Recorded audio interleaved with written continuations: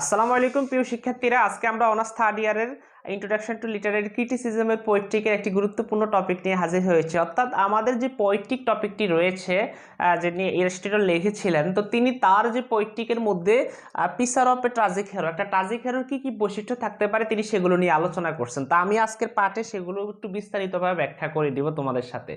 তো আসলে tragic hero কি? ট্রাজিক হিরো বলতে আসলে আমরা কি বুঝি? Tragic hero is a type of a character in tragedy.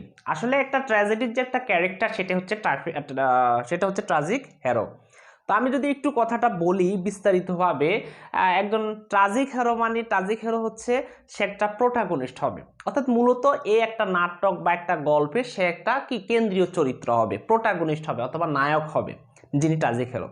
তবে সে কি করবে? সে এমনভাবে তার কাজকর্মগুলো উপস্থাপন করবে, মানে অডিয়েন্স যারা থাকবে এগুলোর তাদের মনে একটা সিম্পিতির জায়গা তারা করে নিবে, অর্থাৎ তাদের মনে একটা সিম্পিতি ক্রিয়েট হবে। কিন্তু সামান্য কিছু ভুলের কারণে, সামান্য কিছু ভুল করে যাওয়ার কারণে তাদের জীবনের মধ্যে মানে ডাউনফল হয়ে আসতে পারে, অর্থাৎ চরম পরিণতি হয়ে আসতে পারে এই ট্রাজিক হিরোর।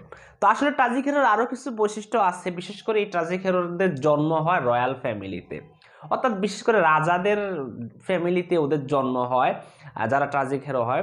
আর ট্রাজিক হিরোরা বিশেষ করে রাজা হয়, কেউ ডিউক বা এই জাতীয় রয়্যাল যে ক্যারেক্টারগুলো তাদের ক্ষেত্রে সেটা হয়ে থাকে। সাধারণ কোনো মানুষ থেকে আসলে ট্রাজিক হিরো হয় না। ট্রাজিক হিরো যেটা হয় সেটা হচ্ছে উচ্চ পদস্থ হাই মানে প্রপার্টির যে ফ্যামিলিগুলো সেখান থেকেই আসলে ট্রাজিক হিরোরা হয়। তবে এরা আসলে অনেক বেশি চালাক হয়, এরা গ্রেটনেস হয়, মহান হয়, কিন্তু তাদের জীবনে পরিণতি সামান্য কিছু ভুল তারা করে যায়, সেই ভুলের কারণে তাদের পরবর্তীতে মাসুল দিতে হয়। তা আমরা পরবর্তীতে কি করি? এদের জন্য আমরা আসলে আমাদের অনেক বেশি সিম্পিতি ক্রিয়েট হয় যে না, এই ভুলগুলো যদি না করতো, এইরকম যদি না হতো তাহলে অনেক ভালো হতো, এই ক্যারেক্টার যদি এই কাজটা না করতো। আমরা যদি এটার একটা উদাহরণ দিতে পারি ইডিপাস রেক্সের। তো ইডিপাসের জন্ম কোথায়? রাজার ফ্যামিলিতে। হ্যাঁ, ভাগ্যকর্মে এরা লালিত পালিত অন্য জায়গায় হয়েছে, কিন্তু খেয়াল করে দেখো এই ইডিপাসে কি হয়েছিল, আমাদের সিম্পিতি টানলো না? আমরা যখন এটা পড়লাম আমাদের মনের মধ্যে একটা সিম্পিতি ক্রিয়েট হলো। পরিশেষে তার কি হলো? তার সামান্য কিছু ভুলের কারণে তার কি মানে পতন ডেকে আনলো। তো এটাই হচ্ছে আসলে ট্রাজিক হিরো। তাহলে Oedipus is a tragic character. তো পরবর্তীতে দেখো হেমার্শিয়া। তো আসলে হেমার্শিয়াটা কি? A hamartia the tragic flaw that eventually leads to his downfall. আসলে এখানের মধ্যে হচ্ছে হেমার্শিয়া বলতে আমরা এমন একটা বিষয়কে বুঝবো, এটা হচ্ছে সামান্য কিছু দোষ ত্রুটি যে যিনি এখানে প্রোটাগনিস্ট তার, অর্থাৎ এখানে যিনি ট্রাজিক ক্যারেক্টার তার কিছু দোষ ত্রুটি থাকবে, যে দোষ ত্রুটির কারণে পরিশেষে তার পতন ডেকে আনবে। এখানে তো আমরা জানি যে ট্রাজিক ক্যারেক্টার যে হয় সে সামান্য কিছু দোষ করার কারণে পরিশেষে তার জীবনটা পতন ঘটে। এই যে পতন ঘটে ধীরে ধীরে, এটার নাম হলো হেমার্শিয়া। আমি আবার একটু হেমার্শিয়াটা তোমাদেরকে বলি। এটা হচ্ছে একটা tragic flow that eventually leads to his downfall, যেটার কারণে তার কি ডাউনফলটা ক্রিয়েট হয়। এই ভুল যেটা করে একটা ট্রাজিক ক্যারেক্টার, অর্থাৎ প্রোটাগনিস্ট যে ভুলটা করে, এই ভুলের কারণে যে তার যে পতন ঘটে, এই পতনটার নামই হচ্ছে হেমার্শিয়া। এরপরে আমরা যেটা দেখবো প্যারিপেটিয়া, মানে আকস্মিক ভাগ্যের পরিবর্তন। অর্থাৎ একটা মানুষ হাই পজিশনে ছিল, হঠাৎ করে সে লো পজিশনে চলে এসেছে। এতদিন সে রাজা ছিল, আজকে তার একটা ভুলের কারণে সে কি ডাউন হয়ে গেছে, পতন হয়ে গেছে। এটার নামে কিন্তু প্যারিপেটিয়া। অর্থাৎ আমরা হেমার্শিয়ার মধ্যে দেখলাম যে তার যে ভুলগুলো, সে ভুলগুলো যখন প্রকাশিত হলো, প্রকাশিত হওয়ার ফলে এতদিন সে ছিল রাজা, এতদিন তার একটা প্রভাব প্রতিপত্তি ছিল, আজকে তার ডাউন হয়ে গেল, পতন ঘটে গেল, সেটার নামে কিন্তু প্যারিপেটিয়া। অর্থাৎ এখানে একটা রিভার্সাল হবে, person brought about by the hero's tragic flaw. অর্থাৎ এখানের মধ্যে সে তার ভুলগুলো বুঝতে পারবে। হ্যাঁ, এতদিন সে ভুলের মধ্যে ছিল, হ্যাঁ এতদিন সে কি ভুল ভুল করছিল, এখন তার এই ভুলের কারণে তার পতন হয়েছে। এটার নামে কিন্তু প্যারিপেটি। আমরা ইডিপাসের কথাই বলতে পারি। ইডিপাস কি করলেন? সে আস্তে আস্তে বুঝতে পারলেন যে হ্যাঁ, অর্থাৎ তার আকস্মিক ভাগ্যটা পরিবর্তন হলো, রাজা থেকে সে আস্তে ডাউন হয়ে গেল। কিভাবে সে? কারণ সে বুঝতে পারলেন যে হ্যাঁ, যখন সে ডেলফি ওরাকলের মাধ্যমে বুঝতে পারলেন যে সে তার বাবাকে হত্যা করবে এবং সে তার মাকে বিয়ে করবে, এবং সে তার বাবাকে ঠিকই হত্যা করলেন, সে তার মাকে ঠিকই বিয়ে করলেন। এই যে কথাগুলো সে জানলেন, এতদিন সে রাজা ছিল, আজকে তার কি হয়ে গেল? পরিবর্তন হয়ে গেল। এই পরিবর্তনটার নামই হচ্ছে প্যারিপেটি। আশা করি প্যারিপেটিয়া সম্পর্কে একটা ধারণা পেয়েছো। এরপর যে ক্যারেক্টারটি আমরা পাই সেটা হচ্ছে অ্যানাগোরেসিস। তো his action result in an increase of self awareness and self knowledge. অর্থাৎ এখানে আমরা বলতে পারি এটা ডিসকভারির কথা। সে কিন্তু যে ট্রাজিক হিরো সে কিন্তু নিজে তার নিজের পরিচয় বের করে, এখানে অন্য কেউ কিন্তু বের করে না।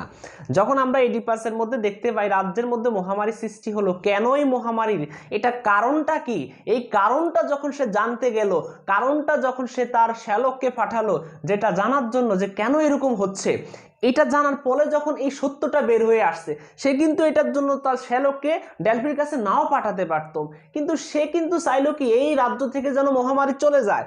এই যখন রাজ্য থেকে মহামারী চলে যাওয়ার জন্য সে তার এই ভবিষ্যৎটা কি হচ্ছে, সামনে কি হতে যাচ্ছে, এটা জানার জন্য যখন সে ডেলফির কাছে গেল, তখনই তো সকল তথ্য বের হয়ে আসলো।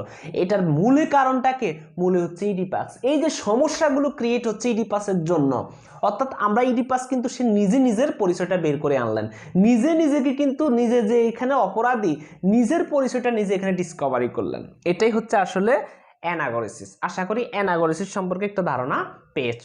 এরপরে আমরা যে ক্যারেক্টারটি দেখবো সেটার নাম হলো ক্যাথারসিস। আচ্ছা, ক্যাথারসিস মানে হচ্ছে আমরা যদি একটা মুভি দেখি, একটা চলচ্চিত্রই দেখি, যদি সেটা দুঃখের হয়, যদি করুণ কাহিনী হয়, নায়কের সাথে যদি খারাপ কিছু হয়, বা নায়করে যদি কেউ হত্যা করে, বা নায়করে যদি এখানে যদি আমরা দেখি কোনো মুভির মধ্যে নায়ক মারা যায় বা নায়িকা মারা যায়, তখন কিন্তু আমাদের মধ্যে একটা অনুশোচনা ক্রিয়েট হয়, আমাদের মধ্যে একটা ফিল বা ফিটি ক্রিয়েট হয়। অর্থাৎ এখানের মধ্যে আমাদের মধ্যে একটা ভয় তৈরি হয়, একটা ভয়ের জায়গা তৈরি হয় যে এরকম না হলে তো ভালো হতো, এরকম যদি না হতো অনেক বেশি ভালো হতো। তো এইটাই হচ্ছে দ্য অডিয়েন্স। আসলে ক্যাথারসিসটা হচ্ছে অডিয়েন্সের জন্য।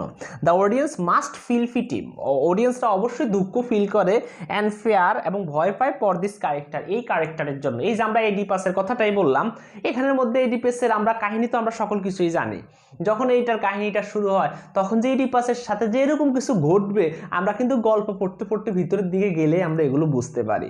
এই যে আমাদের মধ্যে একটা ভয় ক্রিয়েট হয়, না জানি কি হয় সামনে, না জানি কি এখানে প্রোটাগনিস্ট যে সে কি মারা যায় কিনা, এখানে নায়িকা যিনি সে কি মারা যায় কিনা। হ্যাঁ, আমরা আসলে দেখতে পাই ইডিপাসের মা অর্থাৎ অর্থাৎ ওয়াইফ, সে কি জোকাসটা সে কি করে, সুইসাইড করে। অর্থাৎ এইটা একটা একটা এত কঠিন একটা আমরা ট্রাজিক মানে বলতে পারি, অনেক বেশি কষ্ট আমাদের পেতে হয় এই গল্পটা বা এই ড্রামাটা পড়ে।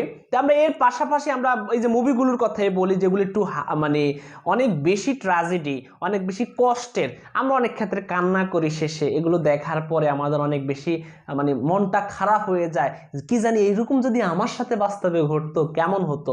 আমরা বিভিন্ন কাহিনী শুনে আমাদের কাছে অনেক বেশি খারাপ লেগে যায়। এই যে একটা খারাপ লাগার যে একটা কারণ, এই যে একটা খারাপ অনুভূত হওয়ার যে একটা কারণ, এটাকে আমরা বলবো ক্যাথারসিস। আশা করি ক্যাথারসিস এবং ট্রাজিক হিরোর যে একটা ডেফিনেশন এটা আমরা জানলাম, এবং হ্যামার্সিয়া সম্পর্কে ধারণা নিলাম, পেরিপেটিয়া সম্পর্কে ধারণা নিলাম, এবং অ্যানাগোরেসিস সম্পর্কে ধারণা নিলাম, এবং শেষেরটা হলো ক্যাথারসিস সম্পর্কে ধারণা নিলাম। আশা করি এই যে 5টা ট্রাজিক হিরো এগুলোর পরে ব্যাখ্যা করে দিলে এই যে features of A tragic hero এটা সম্পর্কে আমরা আসলে লিখতে পারবো। প্রিয় শিক্ষার্থীরা, আজকে এটুকু পর্যন্তই থাকুক। যদি ভালো লাগে অবশ্যই চ্যানেলটি সাবস্ক্রাইব করো, পাশে থাকা বেল আইকনটি ক্লিক করবো। আসসালামু আলাইকুম, আল্লাহ হাফেজ।